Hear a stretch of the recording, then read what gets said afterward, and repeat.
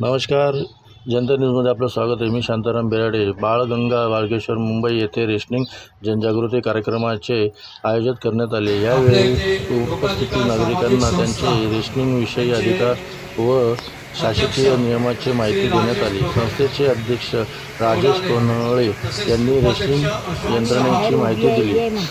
लोकाधिकारी समाज संस्थेचे मुंबई अध्यक्ष प्रवीण राणे व महिला अध्यक्ष अंजली माटणवणकर रेशनिंग घेत असलेल्या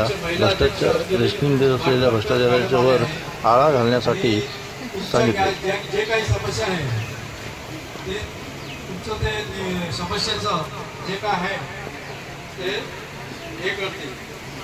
तर आम्ही त्याचा पडा आहे करायचं।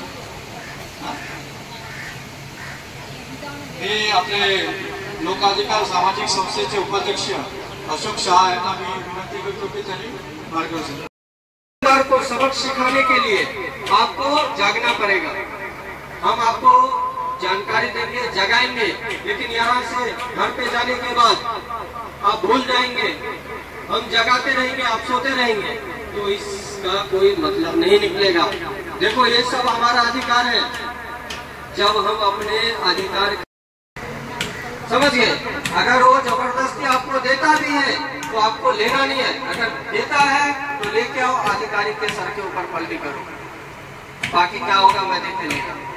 उस दिन मात्र मैडम अंजलि माटणकर मैडम और प्रवीण राणे जी राशन ऑफिसर से भी उस दिन मिला। हम लोगों ने उनको पूरा जानकारी दिया।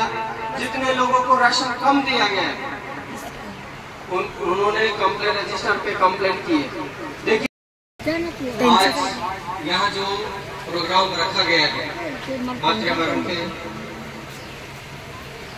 देख रेख में, इसका विशेष जो हमारा काम है राशन के बारे में जानकारी आप लोगों को देना।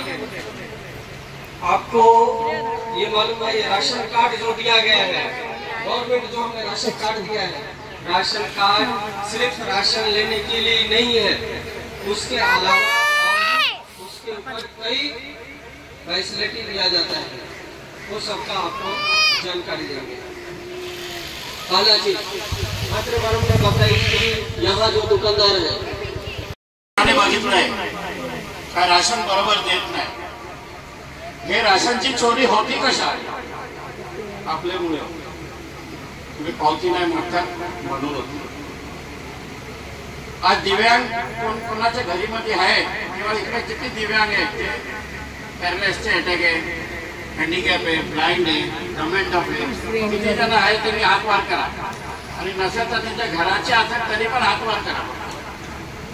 कोण दिव्यांगाचे घरी नाही चालेल, घरचे पण असेल दिव्यांग, कोणीतरी एक कुटुंबामध्ये एक पाहिजे आहे। तिकडे आले होते जे तक्रारदार, म्हणजे इकडे तुम्ही तक्रार करता, मग तुम्ही ऑफिस मध्ये काही येत नाही। मग आम्ही तिकडे प्रश्न तुमचे मांडणार कसे? तक्रारदार जर नसेल तर आम्ही तिकडे कसे तुमचे प्रश्न मांडणार? जर आम्हाला तिथे विचारले तक्रारदार कुठे, तर आम्ही काय दाखवणार?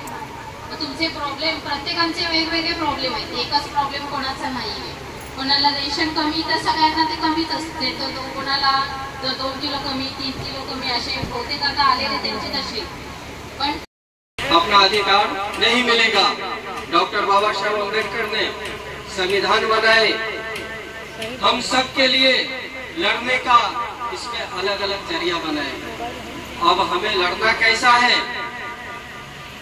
वो हमारे ऊपर डिपेंड करता है।